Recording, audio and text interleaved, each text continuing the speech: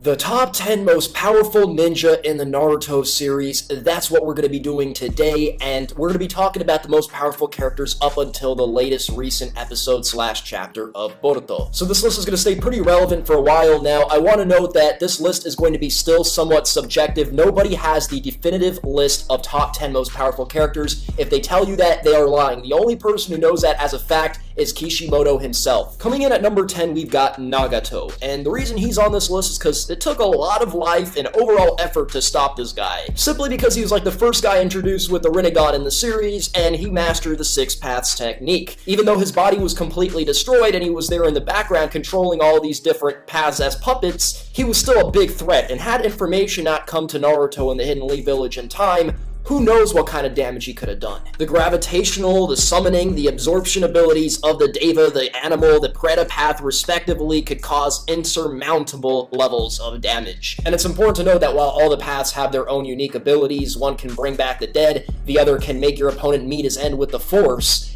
it's important to note that when you bring them all together, they're that much more powerful because they can use their abilities in conjunction with each other. At number 9, we've got Toneri Otsutsuki. Now, I'm gonna be honest with you guys, it was really hard to put this guy on the list before, like, Itachi, for instance, because I really don't like Toneri as a character.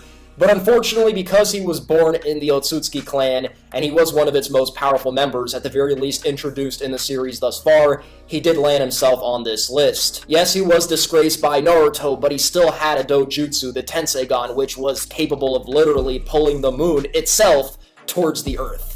It's not very many people that could do something like that in the story. He also had near 360 degrees X-ray vision because of the Byakugan and a chakra mode, which basically enhanced all of his abilities. So he had every single perk that you pretty much need to be a powerful shinobi. It's just that he's kind of stupid and very impatient, which doesn't put him further on this list. If he had the strategy of a Tobirama, of a Minato to utilize his abilities in the best way possible, he would be in the top 5, but it's like giving a bunch of toys to a kid.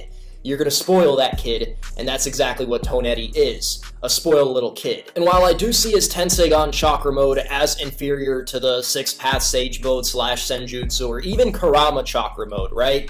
At the end of the day, he could utilize the Truth-Seeking Balls, which have a destructive element to them, which are completely unrivaled. Coming in at number 8, we've got both Indra and Ashura. They're pretty much the original Naruto and Sasuke, Indra being the original Sasuke, Ashura being the original Naruto, and if those two are very high up on this list, I think these two naturally should be on this list as well. They both had extremely large reserves of chakra coming from the Otsutsuki line, and specifically a very strong branch of the Otsutsuki line, Kaguya's branch. This allowed them to both utilize their abilities longer than most people, so whereas Itachi had a hard time using his powers in a very efficient way because he had low reserves of chakra, Indra didn't have that problem. He could utilize his complete body Susanoo for a very long time, as well as Amaterasu and other perks. The dude literally took Ninshu and invented ninjutsu, what every single shinobi to date has used to fight in battle. I mean, Indra created the Shadow Clone and Substitution abilities, which are very useful in battle, and he also mastered very unique forms of, by the way, the Amaterasu, Lightning Release, and even Shisui's Body Flicker technique, which would allow him to move great distances without being traced at all. Ashura, on the other hand, really did feel like a mix of Naruto and Hashirama. He created a very early form of the Rasengan, studying the Tail Beast Ball. He had Six Path Senjutsu / Sage mode, so he could utilize Truth-Seeking Balls. And if you want to talk that Hashirama DNA, he literally combined Earth and Water Release to use Wood Release, which is basically what Hashirama's famous for, but this dude did it way back then. And to compete with Indra's Susanoo, by the way, he'd pull out the true several thousand hands, and while it's nowhere near as cool as the Susanoo, it's not a half-ass substitute. I'd definitely rather have that in battle than nothing when fighting the Susanoo. Coming in at number 7, we've got the god of shinobi, Hashirama Senju, the first Hokage himself. And really what does it for me in connection to him is his mastery of the Wood Release. We know if you have Wood Release, you're an exceptionally powerful individual, but he fully mastered it. Any replications of this ability that we've seen throughout the story really paled in comparison to his. He could create powerful structures to withstand tailed beast balls, and you could just watch Hashirama vs. Madara to get a good idea of what I'm talking about right here. And that's really the thing with him, is that we've seen him utilize his wood release. Hashirama fully mastered that specific ability. In fact, when he was first introduced, that was like his thing. He also had loads of chakra, just like Ashura. Maybe he even had more potent DNA. Coming in at number 6, we've got Momoshiki Otsutsuki after absorbing Kinshiki. Now, while I believe Momoshiki was powerful enough alone to be on this list, after he absorbed Kinshiki, he became a literal straight-up devil, in both abilities and also in appearance. For starters, he had the ability to fly, which a lot of people take that ability for granted, but it literally could, allow you to escape any situation possible. If things got too bad, he could use space-time ninjutsu, and he also had the staple Byakugan, being an Otsutsuki clan member, but what really separated him from the others is his specific Rinnegan, and what his specific Rinnegan in his palm allowed him to do. He could absorb ninjutsu with his right, and then use those said ninjutsu with his left. So literally he could take a tail beast ball and spit it out, and it became just as powerful as it was when it was fired off initially.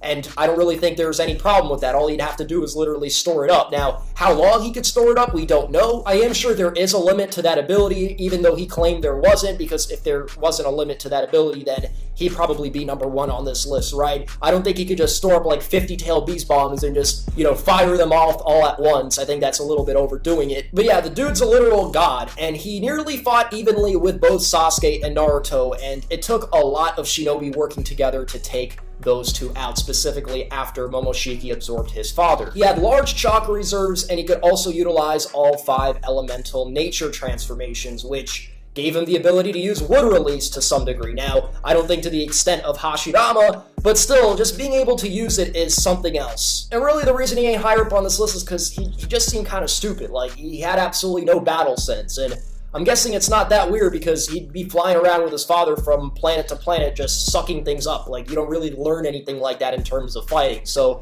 he had extremely powerful abilities, but just like Toneri, it's like spoiling a little kid with a bunch of toys. In the end, it's spoiled. Coming in at number 5, we've got Adult Sasuke, and I recently made a video stating that if he had the Curse Seal still, he'd probably be stronger than Naruto. And by the way, his speeds are so incredible that after Naruto the Last, I even claimed that he'd already surpassed Naruto. But then I thought about it again, and I realized, especially since we now know that Naruto still has access to high levels of Senjutsu, that he'd still be ahead of Sasuke. What puts him on a high pedestal for starters isn't a simple Rinnegan, which a couple of users have. What makes his Rinnegan special is, while it grants him similar abilities to other Rinnegan users like the Six Paths technique, we've seen him, by the way, use the Deva Path to create Chibaku Tensei, he has a unique ability, a space-time ninjutsu, which allows him to instantly swap places between 2 objects in a specific range. As he grew older, this became advanced enough to where he'd be able to travel through dimensions, so he has the destructive capacity to rival pretty much anybody, but he has the speed, and he could travel in ways that literally no one else can, unless they're just gods, like the Otsutsuki clan, and that's what makes Sasuke so deadly. His mastery of the Sharingan, specifically his EMS with large chakra reserves, also made him an extremely deadly force, because of the fact that he could pull out a complete body Susanoo, which could easily rival the likes of a Tail Beast mode, on top of the fact that he had those, never extinguishable flames called the Amaterasu, which he could spam time and time again. And really what does it about Sasuke and why he's going to be the savior of the world time and time again until he potentially dies in the future of the Boruto series is just his overall intelligence and strategy in battle. I mean, there's been multiple times when you think Sasuke's done, but he's there right back at your throat. And that's because this guy, who was, by the way, alive on this list, is still owning up his skills to this day. He's still on a journey of repentance, while Naruto's there in the office doing paperwork and getting rusty. Coming in at number 4, we've got our boy Naruto Uzumaki, inheritor of Ashura's body, one of the most powerful Jinchuriki to date, receiving the most powerful tail beast, and he has massive chakra reserves because of it. He had an extremely huge arsenal of weapons, one that at the very least rivaled Sasuke's. He managed to, by the way, create a derivative of the tailed beast ball in so many different ways, so many different Rasengan variants. His mastery of the wind release went way beyond that, by the way, being able to combine, Kurama's chakra with the chakra that he had already had, basically mastering this nature transformation. He could eventually create something like the Six Paths Ultra Big Ball Rasen Shuriken, which, by the way, was used as a counter against Sasuke's most powerful offensive technique. And he pretty much has all of the other staples on this list aside from the Dojutsu and the wood release. He has the extremely high levels of Senjutsu. He has Six Paths Sage Mode. Of course, he was given half of Hagoromo's chakra. He could utilize utilized the truth-seeking balls on top of the chakra mode, which of course had a destructive capacity that was pretty much unmatched. Anything it touched basically disintegrated. And to sum things up, it's his battle prowess, his endurance, the fact that Kurama jumps to his defense as a shield.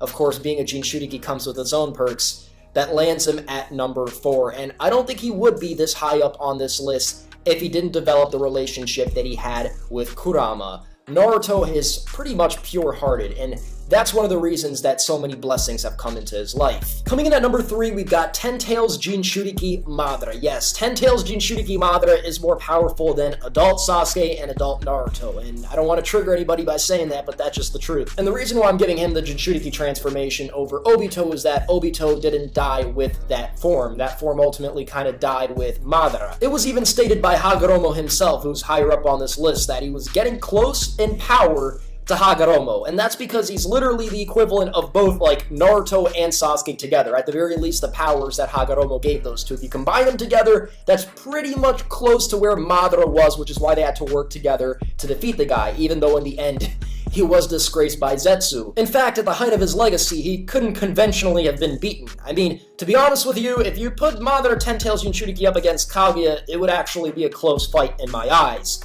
He was so powerful that Kishimoto did not know how those two were going to defeat him when it came down to writing, Madara's defeat. Kishimoto didn't know how to do it, which is why I feel like a lot of people felt as if the Zetsu thing was an ass pull when he came up right behind him and literally stuck his arm through his chest. He had 100 years of battle experience fighting wars with the Senju clan. He had the Rinnegan and the EMS, which came with staples like the Susanoo. He could, of course, use Chibaku Tensei. He could bring meteors from the sky and literally crash them into the surface. Dude literally became a god, and he had incredible speeds as well, being able to react to the Flying Thunder God technique. And by the way, he even survived one of the most powerful beatings of all time from my guy. Where that Sage mode, though? Coming in at number 2, we've got Hagoromo Otsutsuki, the Sage of the Six Paths. What makes this man special is that he bypassed reality.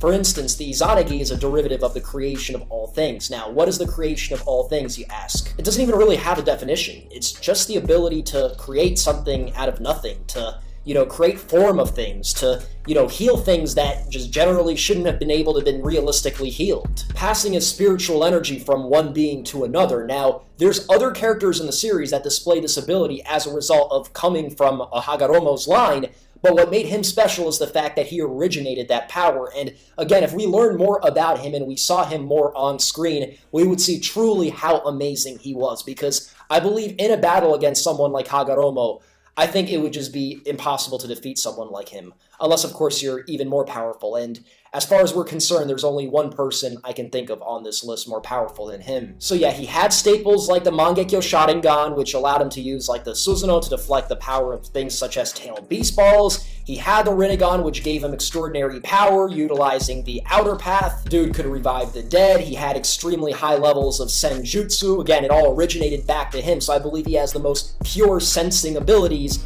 And then, of course, he also had the Truth-Seeking Balls. Again, maybe I'd even put him at number 1 if we just seen more of his abilities. But unfortunately, we still know very little about this guy. Coming in at number 1, we've got Kaguya Otsutsuki, the mother of all chakra, the one that became one with the 10 tails. She literally merged with that thing, and she was the first wielder of chakra on Earth. Now, some of you guys are going to be like, okay, she's special, right? She could do interstellar travel, she's got the Byakugan, she's got the third eye, but what separates her really from the other Otsutsuki clan members? So, the Otsutsuki clan members are going to be on this list naturally because they're the aliens with these amazing powers that human beings didn't have until, of course, they came and they blessed us with sex. Literally, they procreated with us. I know this is going to sound kind of bad, but she was a lot smarter than them. I mean, if you think about Zetsu's plan to ultimately bring Kaguya back and how all of that happened and all the characters that contributed to that plan, I mean, it's pretty genius. And while Naruto and Sasuke ended up sealing her, they could not defeat her conventionally. Her power was just that great. Her chakra reserves are unrivaled by far. She has expansive truth-seeking balls, so not those little miniature ones. I'm talking about big black balls. Alright, that sounded kind of wrong, but she had the destructive capacity, but it was the third eye that really separated her from the other characters because she could teleport from one point to another within all of these dimensions. And again, interstellar travel is cool, but when you're in a fight against, characters on Earth, being able to, change the environment and then,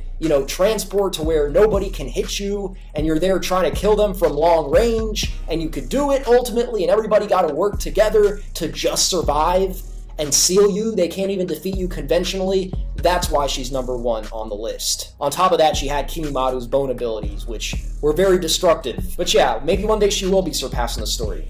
By another Otsutsuki, possibly. So with all that being said, guys, I hope you enjoyed this top 10. Again, you might disagree with how some things were ordered. Maybe you'd even want another character on this list, but it's pretty legit, alright? I'm pretty close to the mark. I did my research. Though if I am wrong and y'all need to check me, leave your thoughts in the comment section below. I want to hear your guys' opinions. Tell me your top 10. How would you order things? And with all that being said, have an awesome day.